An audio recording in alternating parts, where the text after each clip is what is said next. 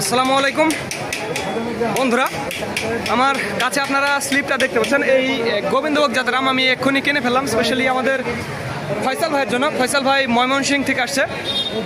আর এই আমের দেখুন আমগুলো মাঝারি দানা, আর মাঝারি দানার আম আজ দেখুন 2100 টাকা দর, অর্থাৎ বাজারের গতি আপনারা বুঝতে পারছেন।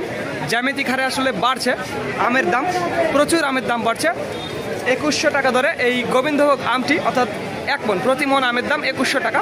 তো যাদের আমের প্রয়োজন হবে তারা আমাদের জানাবেন। আর একটি কথা বন্ধুরা, ভিডিওটি ভালো লাগলে আমাদের চ্যানেলটি সাবস্ক্রাইব করবেন।